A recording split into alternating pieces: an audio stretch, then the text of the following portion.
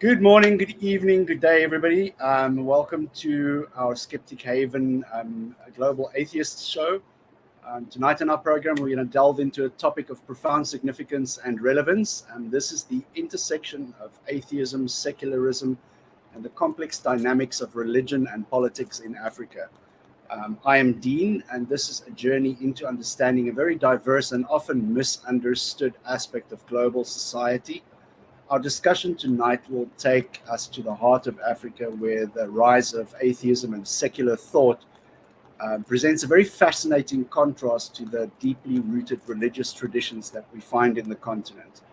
So we're going to be exploring how these emerging secular viewpoints are influencing politics, changing social norms around us, and reshaping the cultural landscape.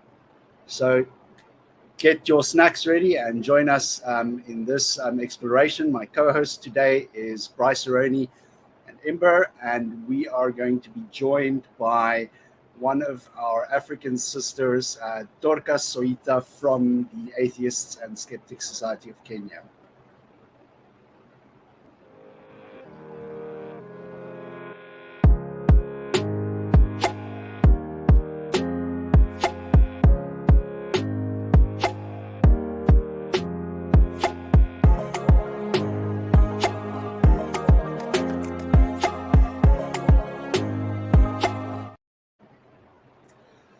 Good evening, everybody. How are you doing? Doing great. How you doing? Good. You guys are muted at the bottom. You need to unmute yourselves. Hello. Hello. Amazing. So nice to have a full panel, full house tonight, and it's going to be a lively discussion. Everybody, allow me to introduce our guest tonight, Dorcas Soita. Don't you want to just give us a quick rundown of your journey with skepticism and finally arriving at where you are, Dorcas? Oh, my pleasure. I'm delighted to be here this evening. My name, as you can see from the tag, is Dorcas Soita. I am a Kenyan, East African, proud Black woman. And I became an atheist roughly three and a half years ago. So I am sort of a toddler in this fraternity. My journey into atheism was triggered by my feminist impulses, because I've always sided towards justice and fairness, and I noticed some cracks in the religious wall.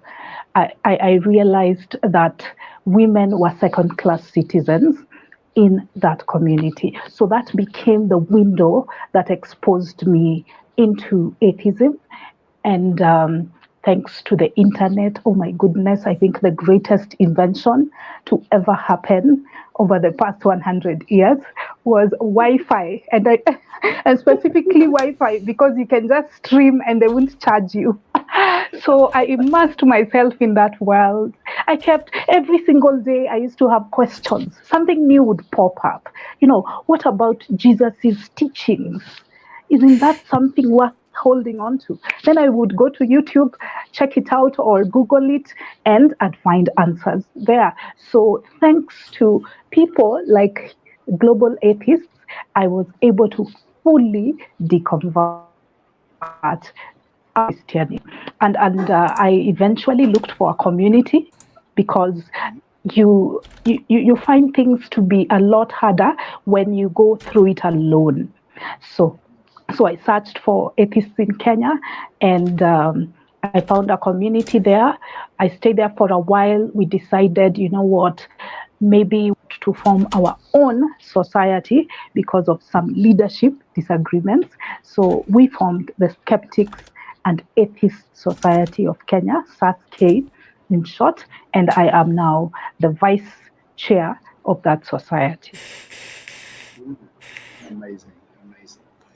Yeah, the funny thing is, somebody once said to me, Africans have got spirituality or some need for religion in their DNA. It's like part of their makeup, you know.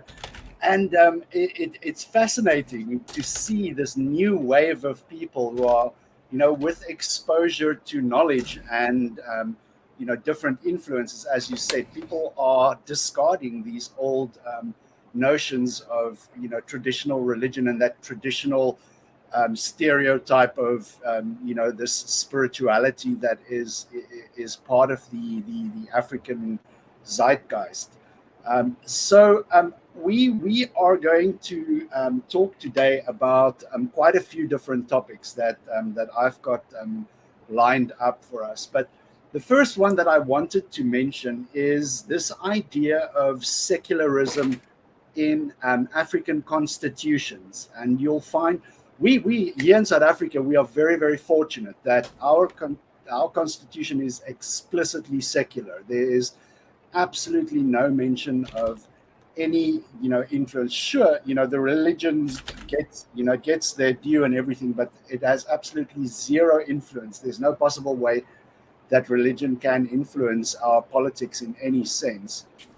But you compare this to countries on the Arab side, on the north of the continent, where, you know, some of the constitutions are explicitly religious and, you know, derived from religious law. There is such a vast spectrum. What is the Kenyan constitution like when it comes to secular influences, or is it the same like it is here, where, you know, the religion is the loud dogs in the neighbor's yard that are just barking the whole time? Oh, wow. I think I can also say that I am fortunate to be Kenyan in the African continent. I believe our constitution is one of the most progressive that we have in Africa, because there is the concept of freedom of worship. In the Constitution, chapter 6 says that you have the freedom to believe whatever you want to believe, and there is no state religion. That Kenya is a secular nation. So there's that concept of a separation of church and state. And how do we see it playing out on the ground? We see it when we have situations like what happened recently with the registration of a gay society, the Gay Society of Kenya in recent times. Because of that separation of church and state, the Supreme Court decided that it is legal for them to be registered. And politicians or the government could do nothing about it. They did try. You know, we had these members of parliament who are also Christians coming together and saying that it is unchristian, it is irreligious, it is un-African to be gay, they shouldn't be permitted. But the Supreme Court was strong. It stood by its decision, and they got their day. How does the average person how do you feel the average person feels about gay people or just the LGBT community? Are they accepting of it? Are they still kind of put off by it? What is the feeling of average citizen? I would say it's a mixed bag. It depends on where the person is from. If they're from an urban community, if they are not very religious, they spend a lot of time on social media. Again, thank goodness for social media.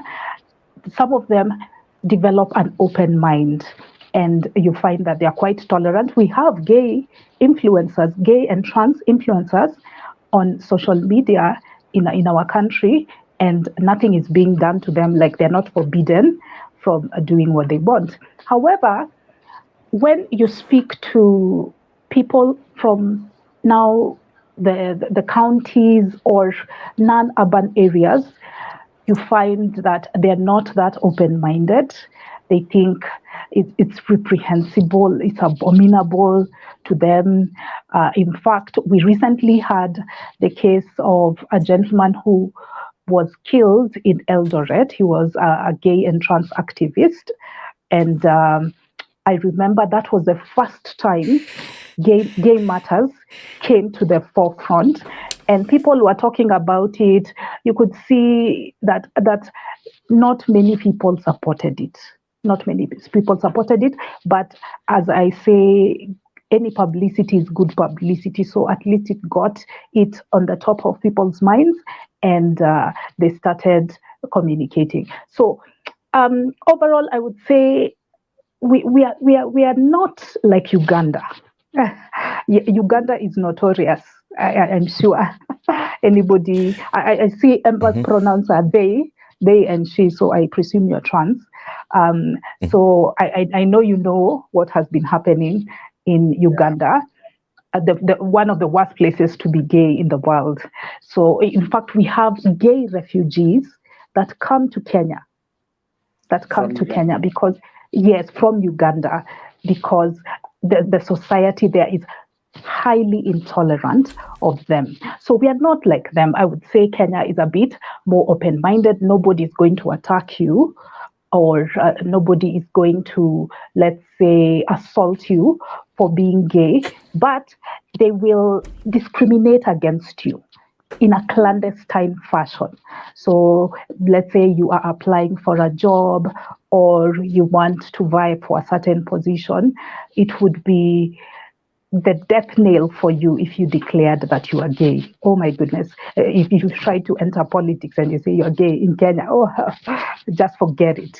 You wouldn't even get 2 votes. Even your mother will not vote for you. So it's a mixed bag. It's a mixed bag. We are trying to progress, but we are definitely not there yet. Yeah. Yeah, it's funny. I chuckle because we have a similar situation here in South Africa. Now, granted, we've got a different population demographic than you guys have in Kenya. We have got sizably more European population in South Africa. But again, as soon as you leave an urban center, it's like you go from blue to red in the matter of a minute. You know, in the urban centers, it's very cosmopolitan, and everybody, it's like sitting on the sidewalk at a cafe in Paris. And then as soon as you leave the urban center, it's like you wham bam right in the hicks. Oh yes. And I don't know what the perception is of the United States. I'm sure most people think that we're just a super progressive, gay, tolerant country. And relatively speaking, maybe we are. But to be honest, we're not that far ahead of either one of you. We do celebrate, diversity for the most part here, but there's a lot of legislation being introduced even today that's anti-gay, anti-trans, even in the United States. So we're not fully there yet either. We're probably like a step ahead of some of the places where you are, but there's European countries that are ahead of us. So I think it's steps of progression all along the way. And that's worth noting, because the United States is also explicitly secular, and yet religion still interferes with our policies all the time. And even our religiously motivated politicians interfere with African countries' policies, like Uganda, which is constitutionally secular, but still has these religious-based discriminatory laws that include the death penalty because of religion, even though it's not in the Constitution. Yeah, that's true. Indeed. And I think those Christian activists from the States or from the West take advantage of societies where the distinction between church and state is not very strong. So they take advantage and they push their agenda that way. So I know the recent gay laws that were passed in Uganda were passed courtesy of lobbying from American Christians. who Yeah, were there there was on the ground. evangelist, there was a Christian evangelist that specifically went there, and I don't know. We spoke to Katu Mukasa from Uganda not so long ago, and he went into great details. If you guys want to hear more about that, the details of that story, you can flip through the archive of this channel. We did cover that, but it's true what you say. It was this Akato stated that homophobia was not part of the Ugandan landscape at all. It was introduced by this Western influence, and specifically from a Judeo-Christian fundamentalist aspect. And it's poisoned the entire country. The entire country is uber homophobic at the moment. So anybody who, I mean, like, statistically speaking, 10% of Ugandans are gay. So it's like taking 1/10 of your population and immediately criminalizing their existence, and there's no specific reason for it. It's just religion. Fear, intolerance, and religion. That's the whole thing. So let's move on to my favorite pastime, which is blasphemy. God damn it, I agree. They say what blasphemy is the victimless crime. So again, when we look at Africa, there are you go from one extreme right through to the other one. Certain countries, like here in South Africa, I can say whatever I want, and it's very progressive when it comes to free speech. And then you move on over to countries like Mauritania, even some, where Islam is the state religion, and you dare not speak about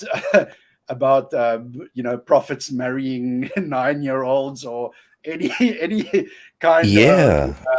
kind of speech can be deemed as hate speech. And we even look at places like Nigeria, where our comrade Mubarak Bala was in the north of Nigeria, was imprisoned just for blasphemy allegations for a social media post that some people deemed offensive.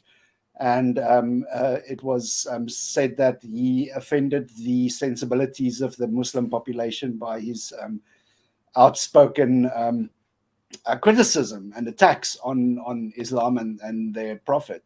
So what is the landscape like with free speech? Do you have in your media sphere, do you have critics and people who are openly antagonistic towards aspects like religion or the government, or is there some form of censorship in Kenya? For the most part, there is freedom of expression, right, which is a right that is guaranteed in the Kenyan constitution. And I can say that we are slightly different from the other countries that you've mentioned. In fact, I will go back to Mubarak. What's his name again? Mubarak Bala. I always confuse the L and R in there. Mubarak Bala. So I think Kenya is a secular nation, and it tries as much as possible to grant people that freedom of expression.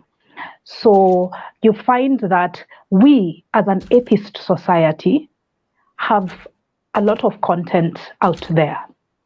On social media, we are always talking about religion. We have a lot of anti-theism topics that we cover. Just yesterday during our Zoom meeting, we often have weekly meetings. We were talking about how the church is a business. So this could be construed as an attack on the church if they were that sensitive. If they were really that sensitive, it could be perceived as an attack. But there's nothing that happens to us There's nothing that happens to us. We go on Facebook, on all the open social media platforms, and we share our views there, and nothing happens. So in that regard, I would say there's a relative degree of freedom in our country. However, sometimes the ugly head of religion shows up. Like in 2016, there was a time when our membership, the Atheist Society that existed then, it was called Atheists in Kenya Society, it still is, was revoked. Its registration was revoked by the then registrar because she had a religious agenda. And it was claimed that he was using hate speech on social media, etc. But they took those guys, he took the registrar to court, and we won the case. As I said, our judiciary is very strong and very independent. It doesn't tolerate interference from the government. So they re-registered the society. So sometimes that can come out. But when I contrast us to other African countries, I keep thinking I am so lucky. I'm so lucky to be Kenyan. Right close to our borders, we have Somali in the north. In fact, we have Kenyan Somalis, that the ethnic community of Somali is acknowledged here in Kenya, but the country itself is bordering the north. And we know that Somali has apostasy laws. It has blasphemy laws. So you're forbidden from saying anything against the prophet. And then when we continue further up to Sudan, even Sudan has the same story. They've been under exactly. You can, you can lose your life. You can be imprisoned for speaking against Islam, for speaking against the prophet. And then now when we think of a place like Nigeria, Nigeria is not even an Islamic state. At least with Sudan and Somalia, you can say maybe that is enshrined in their constitution. But with Nigeria, it's supposed to be a secular nation. However, the northern part of that country has a high number of Muslims. So they said that they wanted Sharia law in that part of the country. Initially, they had granted them the use of Sharia law only for civil cases, but they said they want to apply it across the board, and that's when that's only in Kano. That's only in Kano State in the north, right? Yes, mostly in the north. It doesn't apply to other parts of the country, and that's why Mubarak's case was tried in the north, and everything was decided in the northern part of the country. Yes. So eventually, he lost. I'm so sorry to interrupt you, but if memory serves me right, he was in the south. He was hiding out in the south, and they actually kidnapped him to the north to go and stand trial. Am I right? Absolutely. Yes. That's what happened, because if he was situated in the south, then the normal constitution would have applied. But his crime was one that was against Islamic laws. So he was blaspheming against Muhammad. And I keep thinking to myself, if their religion was true, if Allah really existed, why would he need human beings to do his bidding for him? Why would he need us to do his dirty work, to be violent on his behalf? We recently had this discussion about whether Islam is a religion of peace. Please, is the sky blue? Is water wet? A piece of you here and a piece of you there. That's what it sounds like. You're being Islam is finished with you. Yes, just the fact that we have to have a debate on whether Islam is a religion of peace is indicative that it isn't. That it has done certain things which show you it isn't a religion of peace. So these blasphemy laws to me are such a contradiction to what they espouse, because they claim that yes, it's a religion of peace. Muhammad taught us to care for other people, to do zakat, you give to the poor. Yeah, but he was also a warlord, and he did he did dozens of violent campaigns against people who refused to accept his message. So they're actually just taking the precedent from their founder. I think and they're cherry picking. Yeah. Like Muhammad himself, when during the conquest of Jerusalem, his chief general was a woman. Like gender equality was a much bigger thing for Muhammad than it has traditionally been for the people who followed him. Like they ignore that whole part.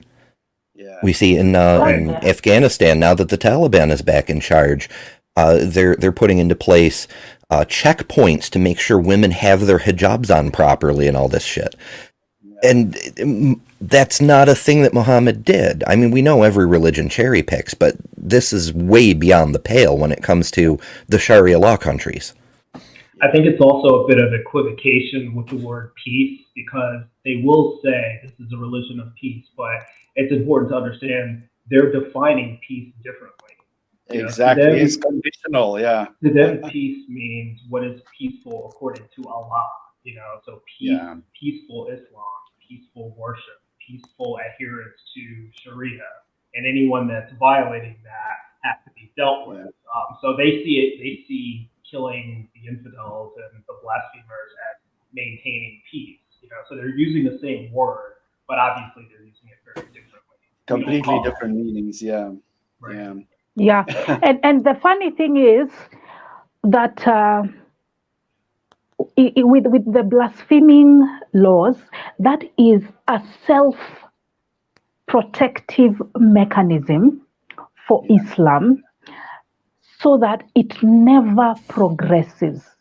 When you compare Christianity to Islam, you see that Christianity is older than Islam, but it is more progressive than Islam. And the reason is that Christianity allows criticism, that people can observe double standards, people can observe contradictions, people can observe irrational statements in their holy text, and they can openly speak out against it. So even more people end up leaving the faith, leaving Christianity, because they hear from those who observed those inconsistencies. But with Islam, even if you notice them, you can't say anything. You can't, because of those blaspheming laws.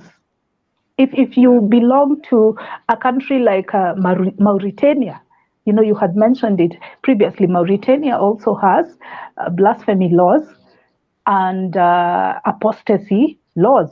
So if you say something against the prophet, against the religious faith, then it's going to be a backlash against you. It's worth noting, though, that in Mauritania, though those laws are on the books because it's explicitly Islamic, neither the apostasy nor the blasphemy laws, which both carry a death penalty, have ever been enforced, at least as far as we've been able to determine from reports and such.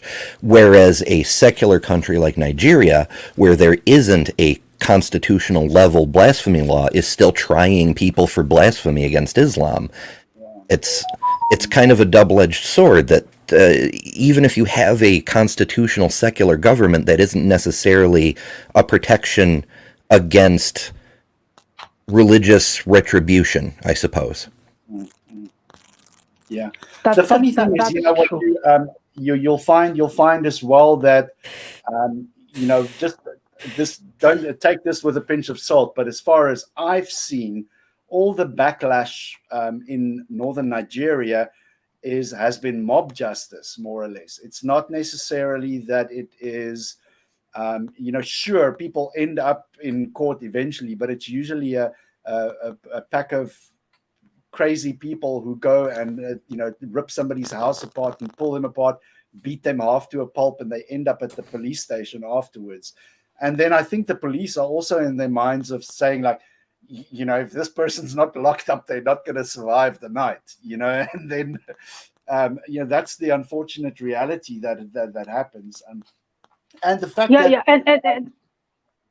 sorry, when you mentioned that bit of vigilante justice, I think with what Ember said on Mauritania, it is just the society itself that won't accept you. It's not that they'll do anything legally, but the society itself will judge you harshly, and maybe they might ostracize you if you become an apostate. And the same is true for Nigeria. I recall the case of Deborah Samuels, who was killed for blasphemy, for saying something offensive against Islam, or is it Prophet Muhammad? And this mob just came at her and lit her up on fire. What kind of society is that Nigerians are living in, where you are scared of saying anything offensive in that part of the country, lest people attack you? Yeah. No, it's crazy. It's I always I'm of the firm opinion that if I was ever to be accused of blasphemy, I would insist on them bringing the defendant to court. Bring the defendant to court. I want to face my accuser in person. So if you can present God in court, I will accept the charges. Until then, go to hell. I like that. I like that a lot. Go ahead.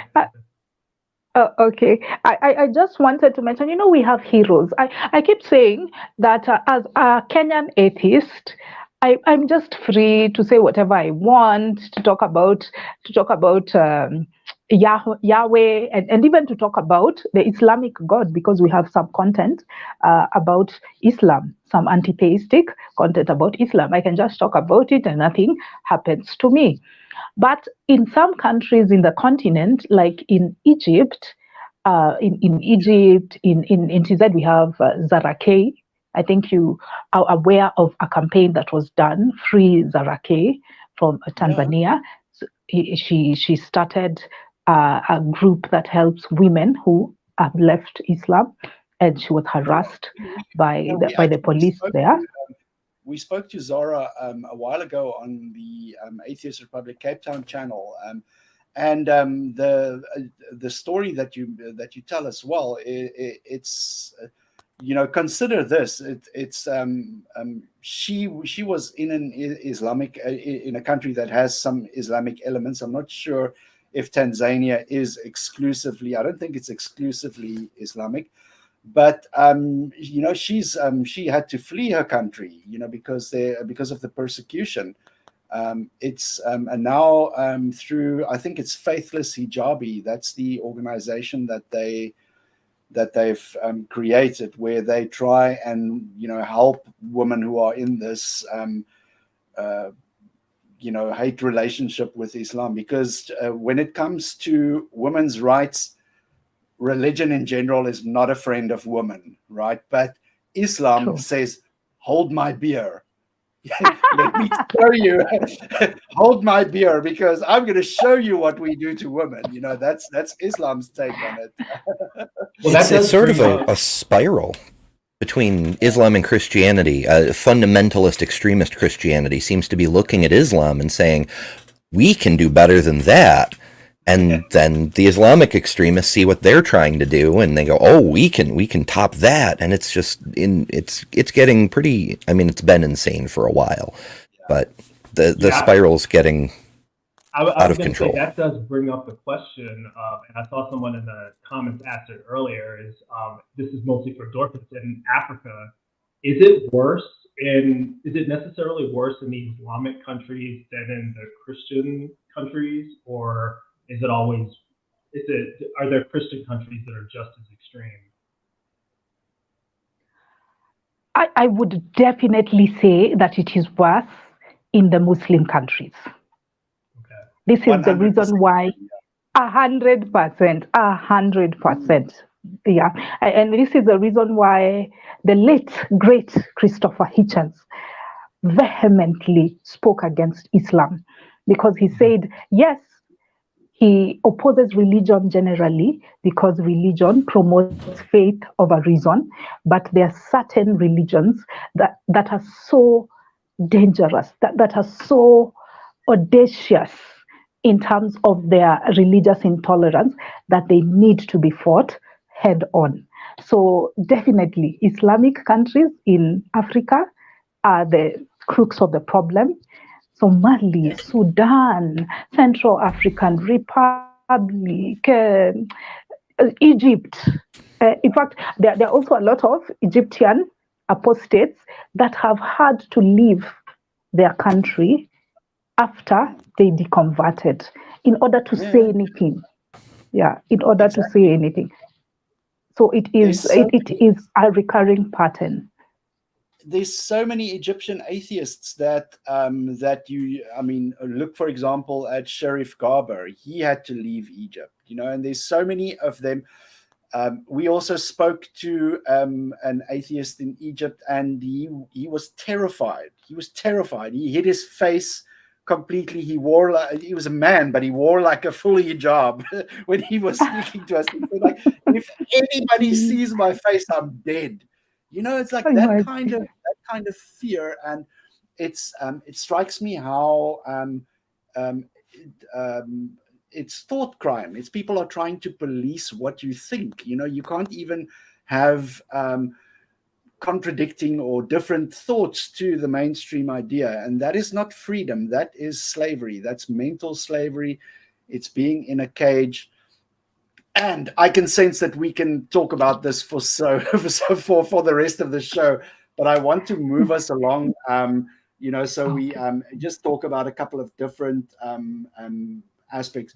So we've basically mentioned women's rights, but I just want to highlight a couple of cases where, for example, the Catholic Church especially had a very detrimental effect on Africa. Firstly, with their doctrine of no contraception, they were responsible for spreading HIV through the majority of this continent with that doctrine.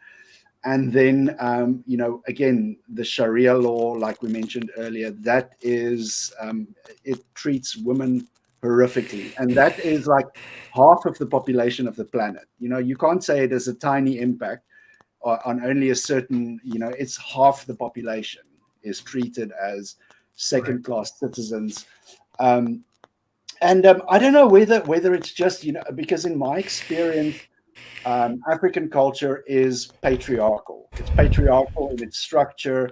It's completely dominated by men, but now we are seeing this new, it's almost like a wave of African feminism where you are seeing strong African women, especially in public spheres, and traditionally also, like in the communities, you see women stepping up to these roles, and I think it's all because of like we mentioned earlier, the influence of social media and just people being exposed to outspoken and strong women, and then identifying that within themselves and saying like, hey, look at this woman and how she's outspoken, she's doing her thing, strong, independent woman. I can also be like that. What is the experience in Kenya, Dorcas? Is it also very patriarchal and misogynistic, or is there at least a movement of feminism in Kenya at the moment? Kenya is patriarchal. Kenya is men are privileged. Men are privileged, and this is largely because of the influence of religion. The influence of religion, because we see a lot of empowerment in other sectors. Like as I said previously, our judiciary is quite strong and independent. We find that there's a high representation of women in the judiciary. Most Kenyan lawyers are women. Most Kenyan judges are women. Our Supreme Court justice, for the first time, is a woman. So they're doing something right. Good job, Kenya. That's very cool. Yeah, and it's also worth noting that the patriarchal business that came with colonization. Prior to Europe deciding they were going to take over Africa for, profit and glory, the majority of peoples in Africa, including the big West African social centers like Timbuktu, were primarily matriarchal. It was the Europeans who brought the religion and the colonialism, and they imposed a patriarchy that persists to this day. And it's nice to see that being undone to some extent. Yeah, I didn't know that. Absolutely.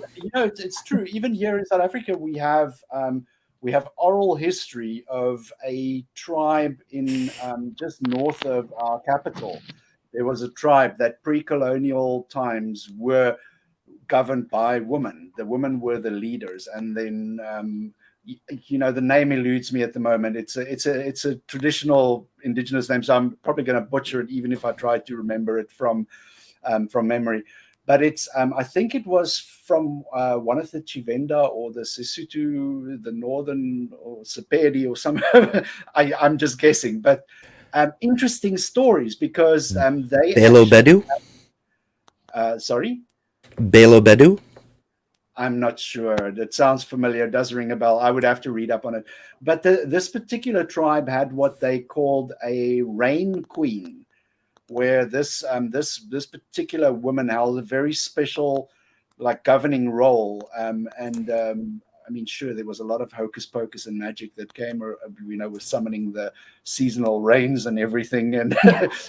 But that's another story for another day. But this woman had immense power over. She was considered the head of the tribe. It was a very, very fascinating history.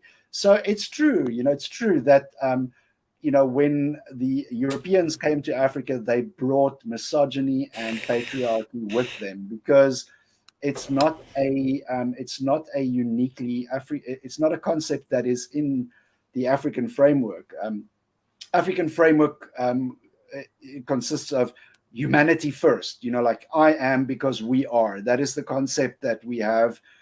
On a deep level here in South Africa. I'm not sure what it's like in the rest of the continent, but it's a principle where a person has their identity by means of the community that they live in. So my identity, in the Western world, we think I think, therefore I am. In the local context, it's more like I am because we are.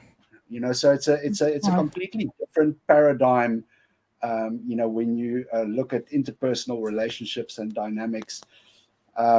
It's interesting. I have to chime in a bit there. So there were instances where women had a prominent role in African society, but then there are also other cultures, other norms that maybe put them at a disadvantage. One such norm was wife inheritance, polygamy. Essentially, a woman couldn't marry multiple partners, but men have always had that privilege of marrying many wives. We have property inheritance. Property inheritance has traditionally been in the male lineage. That's why they used to prize having boy children rather than girl children, because the girl is actually a liability to you. She will go to another society, another community, and build go with a girl to the new husband. So it'll leave the family. That's why it's considered a disadvantage. Yeah. To have girls.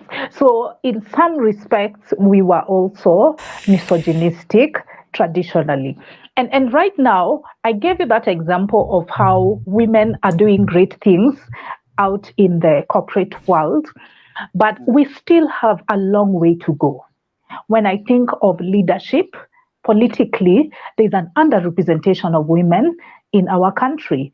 We've never had any woman in the top echelons of political leadership. If you look at our members of parliament, only 40 something are women out of over 250 members of parliament. So there's a glaring gender gap in terms of those seats. If we look at our governors, the governors are like the ones that are below the president. They run all our 47 counties. So we just have 7 female governors. The rest, the 40 remaining governors are men. So you see, there's an absence of women there.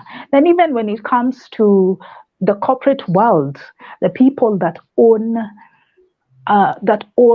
companies, the majority are men.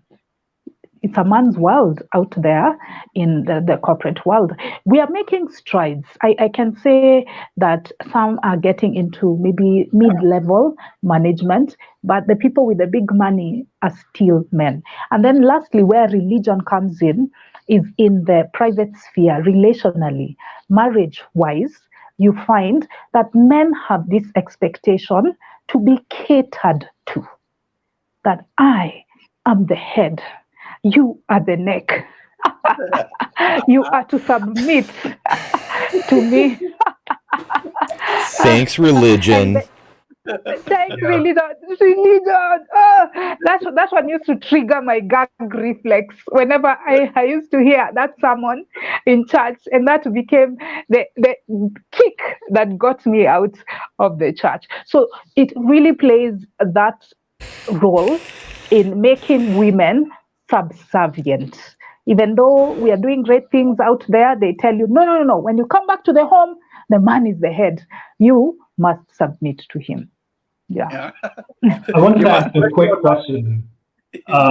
What is the influence of pop culture in changing that mindset? Like, for example, I think back to Black Panther, Wakanda Forever had a female protagonist, and I assume that this is something that would be celebrated throughout Africa, but these type of pop culture references to women empowerment, does that have any effect of changing the mindset of people in Kenya, for example? Do you think that that's helped maybe guide it towards a more progressive route to see women as equally powerful? I would say not so much, partly because it is presumed that pop culture, you see, is American-centered. Mm-hmm. And we consume a lot of American content, by the way. Yeah. If you go to my YouTube right now, my YouTube stream, maybe 70% of my content is American. So we consume a lot of content from you guys because you are content creators. You are global cultural ambassadors as Americans. But I think how Kenyans interpret it is that that's a Western thing. That's for them. It isn't for us, as we have our own beliefs, we have our own culture, so we are going to do things our way. That's why progress is a bit slow. However, all is not lost. I think the Gen Zs are really promising. They are questioning so much out there, and we are finding that even when it comes to non-belief, to atheism, we are having a large proportion of Gen Zs. So maybe to a certain extent, pop culture might influence our values, but there's still that filter of what it means to be African, and often those patriarchal norms take precedence. Yeah. Very interesting. There's one aspect that I sense that we can, run the show for like about 3-4 hours and not get talked out. So I want to be mindful of everybody's time, and I just want to make sure that we don't run over. So I think, let's bring up a final talking point, and then afterwards we can close out, and everybody can go and enjoy the rest of their weekend. So what I was going to bring up as our final talking point was this whole concept of traditional African religions versus imported religions. So we all know that religion, in the sense that we know it, organized religion like Christianity and Islam, that's an import. That's not an African. It's not an African thing, right? So how did these colonial influences, because as I understand it, in African culture, there's also a concept of atheism, or maybe they called it animism, or it's not necessarily that people believe in any supreme controlling puppet master that's controlling the strings of everybody on earth, but there was a deep veneration for nature, and people understood that they were at the forces and mercy of nature. And, somehow they began, somehow they infused nature with some kind of agency. But there was none of this, practice of guilt and shame and law and all of that. So do we, is it a blessing or a curse, this European import? What is your opinion on this, Dorcas? Oh, it is definitely a curse. Yeah. It is a big one, because religion, let me even say specifically Christianity, because 80% of Kenyans are Christians. I find that Christianity stripped Black people of their identity. You see, I've been reading a lot of material written by people who lived during the colonial era. One of them is Ngugi wa Thiong'o. He wrote several books around that theme. He talked about dreams in a time of war. There was another one, petals of blood, and then there was this one, decolonizing the mind. So what he says is that before he interacted with missionaries, because actually the colonial project used several approaches to dominate Black people.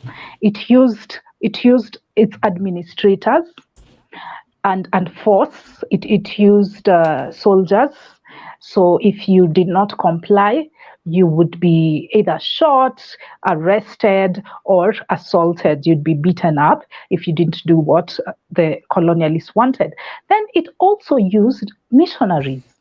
Missionaries were there to soften our minds as Black people so that we don't resist this dominating force among us. And I remember Ngugi wa Thiong'o was saying that when he interacted with the missionaries, he found that they had preconditions. They were telling you, they ran the schools, they ran the hospitals. The colonial government gave them that mandate. It told them that you are to teach Black people civilization. You are to civilize them. You are to teach them our language, the English language, and you are also to teach them things that won't make them so empowered. They don't make them doctors or lawyers. Teach them agriculture, crafts, forestry. Yeah, don't make them too enlightened. Yeah. So the missionaries were running the schools. The best schools were handled by the missionaries. But a condition for you to join those good schools was that you relinquish your African traditional religion. You are not supposed to do ancestral worship. You're not supposed to pour libations, whatever the Kikuyus were doing at the time, because Ngugi wa Thiong'o is a Kikuyu. So I was reading his perspective. Then you were supposed to relinquish your name. They were to give you an English name. Yeah. And you were also supposed. That's where the term Yes. Christian name goes.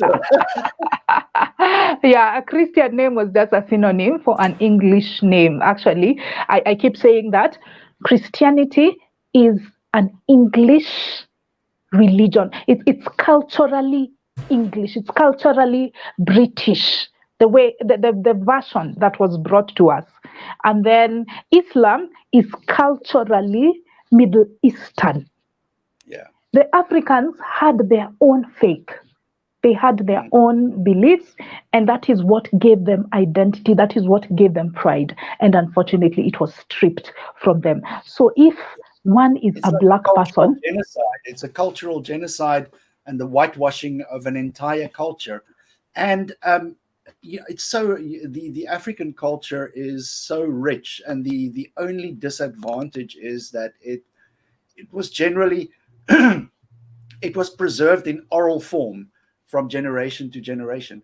And as soon as people became anglicized and Europeanized, that oral tradition seemed to disappear. I don't know if it's this, if you also experienced, if you are of the same opinion, but our children, our young African children here in South Africa, they couldn't tell you what the great grandfather or whoever did, because that tradition of oral history and keeping it alive through storytelling, generation to generation, that's been completely whitewashed out of the culture.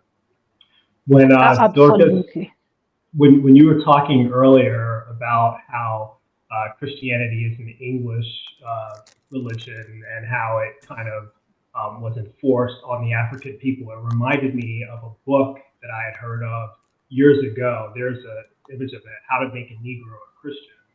And this was something that was popularized during colonialism in my country, back when they were trying to convert all the slaves to Christianity. Because what's the best way to keep slaves in slavery? Tell them that the Bible tells them that it's okay to be a slave, and so that reminded me of that. And then the other thing was, thanks, Wes, for bringing it up, but you talked earlier about how Islam maintains itself. I think it was Dean who said this.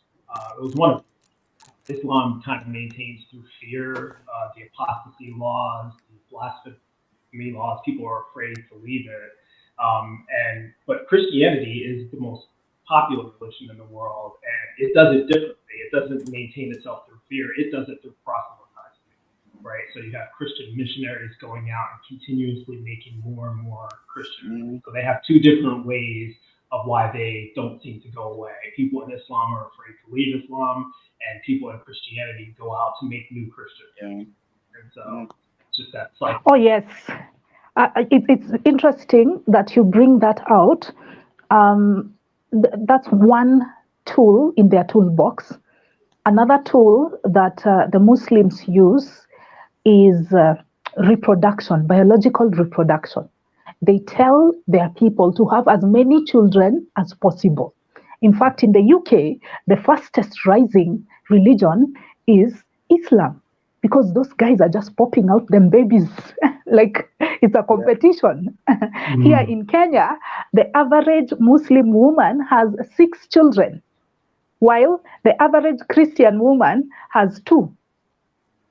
So those guys are multiplying. Exactly. they are multiplying through that. But they are using the fear tactics and the apostasy laws or religious intolerance to do that. For Christians, yes, evangelism is one way. Another tool in their trade is benefits, goodies. Give people goodies and make them believe that you can't get these goodies through any other means except through Christianity. So one example is that one of the missionaries, when they required people to convert to Christianity in order for them to join their schools. So in order to be educated, a Kenyan had to become a Christian. Another thing they do nowadays in modern day Kenya is they run hospitals And schools, we still have a lot of Catholic schools. In fact, the Catholic Church runs more schools than the government itself here in Kenya. Yeah, but the difference is that those schools are profit-making enterprises. In fact, some of the school fees they charge is much higher than what other private schools charge. So they're making a lot of money, but they are portraying it as a good thing, that, oh, it will instill in your child good Christian values. Yeah. So that's a trick that they use to spread their agenda. There are so many other little benefits, like benefits in quotes, like how they preside over weddings and funerals. They kind of have a monopoly over that. So you have to go through the church when you lose a loved one, or you have to go through the church when you want to get hitched. Yeah, so they do that, or even just that sense of community. Some people are latching onto belief even when they have lost their faith because of the idea of community. But I keep saying that if community is all you are offering, then your doctrine or your values, your agenda, your belief is null and void, because you need to use all of these other things in order to get people on board. You can't just win them over on the basis of what you believe, or on the truthfulness of what you believe, that you need to use all these other things. Yeah. So these guys, they're tricksters. These religious people, they're tricksters. This is the thing is, they come under false pretenses. That is the problem that I have with it. If you are a person that feels within your core that you want to help people and you want to do charitable things and you want to go and do good things, you will go and you will help people, and you won't make a big fuss about it. You'll just go and you'll help people. But no, these guys is like, look at all the Christian charities we have. Look at all the flood victims in this country that we're helping out. Look at how Mother and Father X from the Catholic Church went into this country, and all of a sudden they're civilized now, and it always comes with, I call it, they offer you a drink, but there's a sleeping pill inside the drink. They don't want to just give you a drink. They're going to do something bad with you when you take that drink. Exactly. I like the analogy that Christopher Hitchens used. He said that Hamas uses the same excuse. It says that it takes care of its people, it gives them water, it gives them food, but it is a terrorist organization and it kills people summarily. So you cannot use just those as an excuse. And even these Christians who claim, yes, we do a lot of charity. Charity work accounts for maybe even less than 5% of the activities they engage in. The 5%. Most of the time they are busy evangelizing, worshiping, doing all these other things, but it's not charity. And if it's transactional, at the end of the day, if they will proselytize to you, then it takes away its benevolence. Guys, any closing thoughts? I think let's it's been such an entertaining and fun conversation, and like I said earlier, I think we can talk for hours, because I can spend hours in your company, Dorcas. I really find you very pleasant and pleasurable to have a conversation with, very informed opinions, and I love that. I love to encounter a bright intellect in people, and I'm always attracted to that. So I want to thank you on behalf of the Skeptic Haven network for being so incredibly generous with your time, for sitting up late and coming to speak to us. Guys, any closing thoughts? Let's just go around. We're going to start with Bryce, then Dorcas, and then Ember. Yeah, I would just say thank you for coming here and sharing that with us. I think it's particularly enlightening. And sorry about my microphone quality. I saw the comments. Some people had a hard time hearing me, but hopefully you can hear me now. I think that you've enlightened a lot of people who might be watching this for the first time about the subtle differences between countries, where Kenya is a little bit more progressive in this issue, Nigeria a little bit, a few steps behind, and not all of Africa is the same. Obviously, South Africa is different. So it's good to hear about the different cultural perspectives and the different level of influence religion has and power that it has over the different nations there. So that was very enlightening. Yeah. Facebook user enjoys the show. That's good. Yes, we did send producer Wes the link to the Atheist and Skeptic Society of Kenya. They have a YouTube channel, so we'll post. Wes will post all the links to find our guests in the description of this stream once we are done going live. Any closing thoughts from your side, Dorcas? Oh, thank you so much for hosting me. It was so delightful to be here to share with you people who have a similar mind on these issues. I'm so grateful for the internet, for connecting people who would never have met were it not for this amazing technology. So I'm very grateful. And yes, indeed, I'm holding brief for Atheists Hangout. That's our YouTube channel, Atheists Hangout. So whoever was asking, please just check out. We have a lot of content. What are some of the types of shows that you guys do? Just give us a rough idea about some of the content that you guys have on.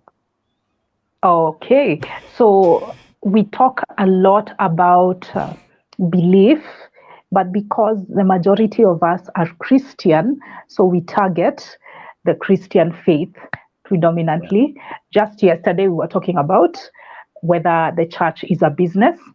And then previously, we were looking at things like whether God is worthy of worship. Would anybody of a sane mind worship the God of the Bible? There was a recording we did of Islam and what it says about women. We talk about the afterlife, heaven and earth, the concept of sin, and even how to live as an atheist. What are some of the things we can replace after we left?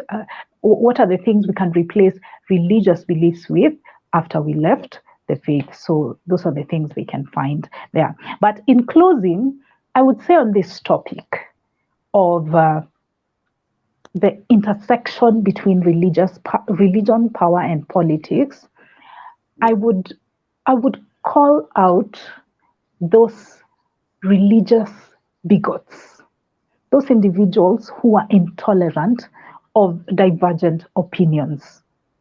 If what you believe is true, then you would not be afraid of criticism. Yeah. The truth is like a lion. You don't need to defend it. Just let it loose and it will defend itself. Thank you and have a lovely evening. Amen.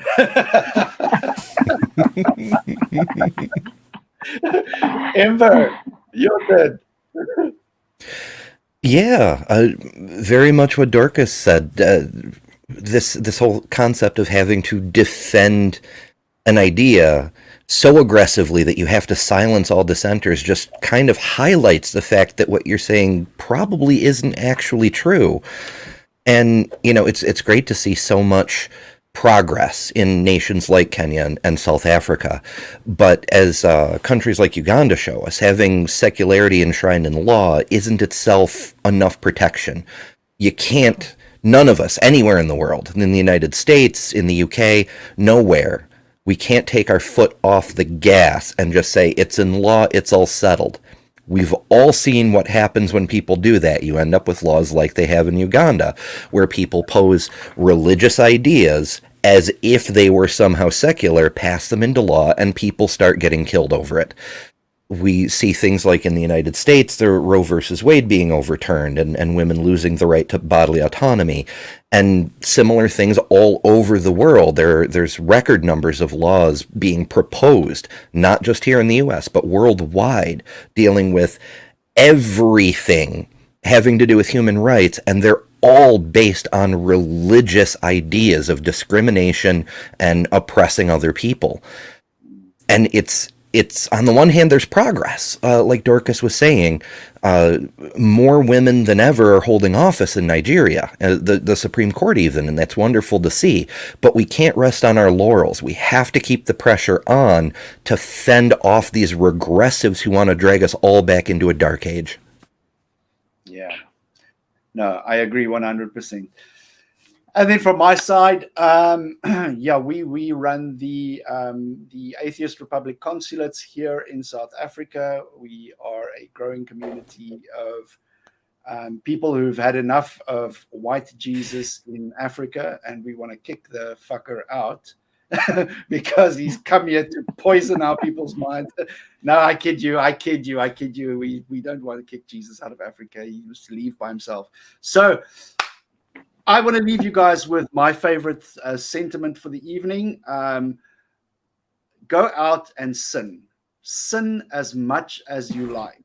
Because if you don't sin, then Jesus died for absolutely nothing. Okay? So make it worth Jesus' time on the cross, and at least go out having sinned a lot. And we will see you guys. Not that. We'll see you guys next time. It's been a great conversation. Thank you all for being so incredibly generous with your time on the weekend, for meeting with us, and we will catch you on the flip side. Take care, guys. Bye.